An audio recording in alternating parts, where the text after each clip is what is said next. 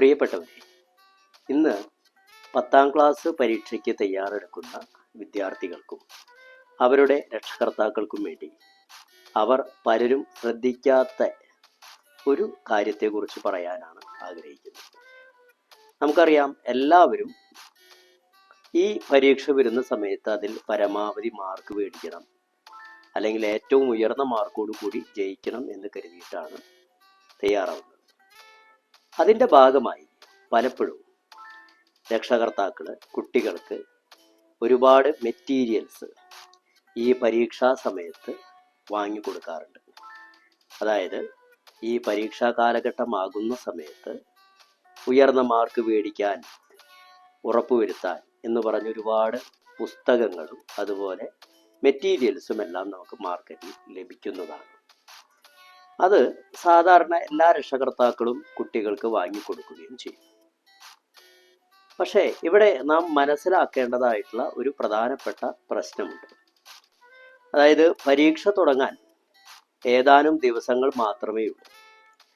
ഈ സമയത്ത് നാം പുതിയ ഒരു പുസ്തകം അല്ലെങ്കിൽ പുതിയ ഒരു മെറ്റീരിയൽ കുട്ടിക്ക് മേടിച്ചു കൊടുക്കുമ്പോൾ അവിടെ ഉണ്ടാകുന്ന ഒരു പ്രശ്നം, കുട്ടി അതുവരെ ഏത് രീതിയിലാണ് വന്നിരുന്നത് അതിൽ നിന്ന് പുതിയ ഒരു സമ്പ്രദായത്തിലേക്ക്, പുതിയ ഒരു രീതിയിലേക്ക്, പുതിയൊരു ശൈലിയിലേക്ക് മാറാൻ ശ്രമിക്കുന്നു. ഇത് പലപ്പോഴും കുട്ടികളിൽ ഗുണത്തേക്കാൾ ഉപരിയായിട്ട് ദോഷമാണ് ഉണ്ടാവുക. നമ്മൾ മനസ്സിലാക്കേണ്ട ഒന്നാമത്തെ ഒരു കാര്യം, SSLC പരീക്ഷ എന്ന് പറയുന്നത് ഒരു കോമ്പറ്റീറ്റീവ് എക്സാം അല്ല. അതായത് ഒരു മത്സര പരീക്ഷ അല്ല. അതിൽ ഉയർന്ന മാർക്ക് മേടിച്ച് പാസ്സാകുക, അതിന് നമുക്ക് നമ്മുടെ ടെക്സ്റ്റ് ബുക്ക് മാത്രം മതിയാകും. കാരണം ഇവിടെ ചോദിക്കുന്ന ചോദ്യങ്ങൾ എല്ലാതും എങ്ങനെ ചോദിച്ചാലും ആ ചോദ്യങ്ങളുടെ എല്ലാം ഉത്തരം നമ്മുടെ ടെക്സ്റ്റ് ബുക്കിൽ തന്നെ തന്നിട്ടുള്ളതാണ്. ഒരു കുട്ടി ചെയ്യേണ്ടത് അത് ടെക്സ്റ്റ് ബുക്കിൽ എവിടെയാണ് അത് കിടക്കുന്നത് അത് മനസ്സിലാക്കി കൃത്യമായിട്ട് പഠിക്കുക എന്നുള്ളതാണ്. അതിനുവേണ്ടി ഒരു പക്ഷേ നമുക്ക് ഒരുപാട് ക്വസ്റ്റ്യൻ പേപ്പറുകൾ, ഒരുപാട് ചോദ്യങ്ങൾ ഇതെല്ലാം നമുക്ക് എടുക്കാവുന്നതാണ്. പക്ഷെ ഉത്തരങ്ങൾ എടുക്കുന്നതിനായിട്ട് ഒരിക്കലും നമ്മൾ മറ്റുള്ള പുസ്തകങ്ങളെയോ മെറ്റീരിയൽസിനെയോ ഡിപ്പെൻഡ് ചെയ്യുന്നത് നല്ലതല്ല. കാരണം അവിടെ നമ്മൾ അതുവരെ വന്നിട്ടുള്ള രീതികൾ, സമ്പ്രദായങ്ങൾ, ശൈലികൾ അതെല്ലാം മാറ്റി പുതിയ ഒരു രീതിയിലേക്ക് മാറാൻ നിർബന്ധിതരാകുകയാണ്. അങ്ങനെ വരുമ്പോൾ പലപ്പോഴും കുട്ടികൾക്ക് അതൊരു ഓവർലോഡ് അല്ലെങ്കിൽ ഒരു ഭാരം, പരീക്ഷാഭാരം എന്നൊക്കെ നമ്മൾ പറയാറില്ലേ, അത് തന്നെ അത് ഉണ്ടാകാനുള്ള സാധ്യത കൂടുന്നു. പിന്നെ അതുമാത്രമല്ല, നമുക്ക് ഇവിടെ ലഭ്യമാകുന്ന, മാർക്കറ്റിൽ നിന്ന് ലഭ്യമാകുന്ന ചോദ്യ പേപ്പറുകളാകട്ടെ, അല്ലെങ്കിൽ ക്വസ്റ്റ്യൻ ബാങ്കുകളാകട്ടെ, അല്ലെങ്കിൽ ഗൈഡുകളാകട്ടെ, അല്ലെങ്കിൽ അത്തരത്തിലുള്ള നമ്മൾ പറയും A+ മേടിക്കാനായിട്ട് പ്രത്യേകം ഇറക്കിയിരിക്കുന്ന പുസ്തകങ്ങൾ, അത്തരം പുസ്തകങ്ങൾ, അതുപോലെ അത്തരം കാര്യങ്ങൾ, അതിനുള്ളൊരു പ്രശ്നം അവിടെ അവർ ചോദ്യങ്ങളെക്കാൾ കൂടുതൽ ഉത്തരങ്ങൾക്കാണ് പ്രാധാന്യം നൽകുക. ഉത്തരം അവരുടേതായിട്ടുള്ള രീതിയിൽ അവർ നൽകുകയാണ് ചെയ്യുക. ഇത് തന്നെയാണ് കുട്ടികളിൽ ഉണ്ടാക്കുന്ന ഒരു പ്രശ്നം. ഇത്തരം അഡീഷണൽ മെറ്റീരിയൽ ഉപയോഗിക്കുന്ന സമയത്ത് കുട്ടികളിൽ ഉണ്ടാകുന്ന, അതായത് ഞാൻ കണ്ടിട്ടുള്ള ചില പ്രശ്നങ്ങളെ കുറിച്ച് ഒന്ന് പറയാം എന്ന് കരുതുന്നു. ഒന്ന്, കുട്ടികൾ ഇത്തരം മെറ്റീരിയൽസ് ഉപയോഗിക്കുമ്പോൾ ആ മെറ്റീരിയലിൽ അവർ ഉത്തരങ്ങൾക്കാണ് കൂടുതൽ പ്രാധാന്യം നൽകുക. ഈ ഉത്തരങ്ങൾ അത് തയ്യാറാക്കുന്ന ആളുകളുടെ അവരുടെ ശൈലിയിലായിരിക്കും. അത് കുട്ടി അതുവരെ കാണാത്ത, കേൾക്കാത്ത പുതിയ ഒരു ശൈലിയായിരിക്കും. അത് കുട്ടിയെ സംബന്ധിച്ചിടത്തോളം ഒരു ബുദ്ധിമുട്ട് ഉണ്ടാക്കും. അതായത് അത് ഉൾക്കൊള്ളാനായിട്ട് അവൻ കുറച്ച് സമയമെടുക്കും. രണ്ടാമത്തെ പ്രധാനപ്പെട്ട കാര്യം, ഇത്തരം മെറ്റീരിയലിൽ അവർ നൽകുന്ന ചോദ്യങ്ങൾ ശ്രദ്ധിച്ചാൽ നമുക്ക് മനസ്സിലാകും, ഒരിക്കലും അത് ബോർഡ് എക്സാമിന് ചോദിക്കുന്ന ചോദ്യപേപ്പർ മോഡൽ ആയിരിക്കില്ല. അവർ പരമാവധി ചോദ്യങ്ങൾക്കുള്ള സ്ഥലം കുറച്ച്, വാക്കുകൾ കുറച്ച് ചോദ്യങ്ങൾ പരമാവധി ഡയറക്റ്റ് ആയിട്ടാണ് കൊടുക്കുക.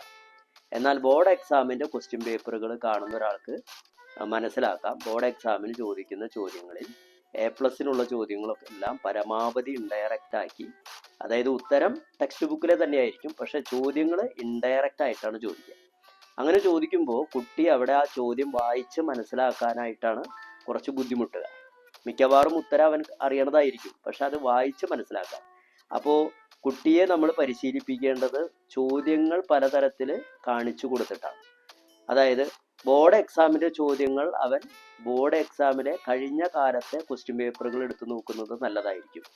അതുപോലെ തന്നെ വളരെ വൈഡായിട്ടുള്ള വ്യത്യസ്തമായിട്ടുള്ള രീതിയിൽ ചോദ്യങ്ങൾ, ഒരുപാട് വാക്കുകളെല്ലാം കൂട്ടിച്ചേർത്ത് രീതിയിൽ അവനെ ചോദിച്ച് പരിശീലിപ്പിക്കുന്നത് നല്ലതായിരിക്കും. ഒറ്റ വാക്കിലുള്ള ചോദ്യങ്ങൾ ഒരിക്കലും കുട്ടിക്ക് ഗുണം ചെയ്യില്ല. മൂന്നാമതായിട്ട്, ഇത്തരം മെറ്റീരിയൽസിൽ ഉപയോഗിച്ചിരിക്കുന്ന ശൈലി കുട്ടിക്ക് ഉൾക്കൊള്ളാൻ കുറച്ച് സമയം വേണ്ടതാണ്. നമുക്ക് വളരെ പരിമിതമായിട്ടുള്ള സമയം മാത്രമേ ഉള്ളൂ. ആ സമയത്തിനുള്ളിൽ മിക്കവാറും കുട്ടികൾക്ക് അത് ഉൾക്കൊള്ളാനായിട്ട് ബുദ്ധിമുട്ടായിരിക്കും.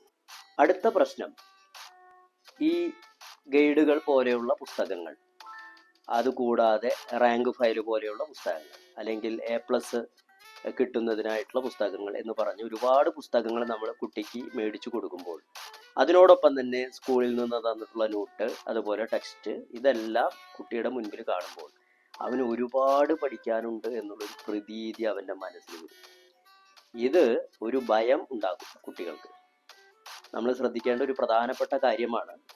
അതായത് നമുക്ക് പഠിക്കാനുള്ള വിഷയം ഒരുപാട് ഉയർന്ന അളവിലുള്ളതാണ് എന്ന ഒരു ധാരണ കുട്ടിക്ക് മനസ്സിൽ വരുന്നത്, അത് കുട്ടികൾക്ക് ഒരു ഓവർലോഡ്, അല്ലെങ്കിൽ എന്താ പറയുക, മനസ്സിൽ അവർക്കൊരു ഭയം, ഇത്രയും പഠിച്ചു കഴിഞ്ഞാൽ ഈ സമയത്തിനുള്ളിൽ പഠിച്ചാൽ കിട്ടുമോ, അങ്ങനെ ഒരു ടെൻഷൻ കുട്ടികളുടെ മനസ്സിൽ വരും. ഇത് പഠനത്തിനെ പ്രതികൂലമായിട്ട് ബാധിക്കും. അവസാനമായിട്ട് എനിക്ക് പറയാനുള്ളൊരു കാര്യം, ഒരുപാട് പുസ്തകങ്ങൾ കവർ ചെയ്യുന്ന ഒരു കുട്ടി, ഇപ്പം മിടുക്കരായിട്ടുള്ള കുട്ടികളാണെങ്കിൽ അവർക്ക് കുഴപ്പമുണ്ടാകില്ല, നമ്മൾ പറഞ്ഞു. അതേസമയം ഒരു സാധാരണ നിലവാരത്തിലുള്ളൊരു കുട്ടിയെ സംബന്ധിച്ചിടത്തോളം അവൻ മെമ്മറൈസ് ചെയ്യുന്ന രീതികൾ വ്യത്യസ്തമാകും. നമ്മൾ റിവിഷനാണ് പ്രാധാന്യം കൊടുക്കേണ്ടത്.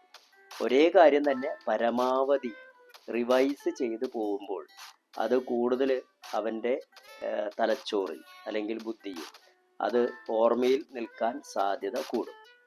നമ്മൾ വ്യത്യസ്തമായ പുസ്തകങ്ങളിലൂടെ കടന്നു പോകുമ്പോൾ അത് നമ്മുടെ ബുദ്ധിയിൽ തെളിയുന്നത്, വ്യത്യസ്ത തരത്തിൽ ഒരേ കാര്യം തെളിയുന്നത് ഒരിക്കലും നല്ലതല്ല.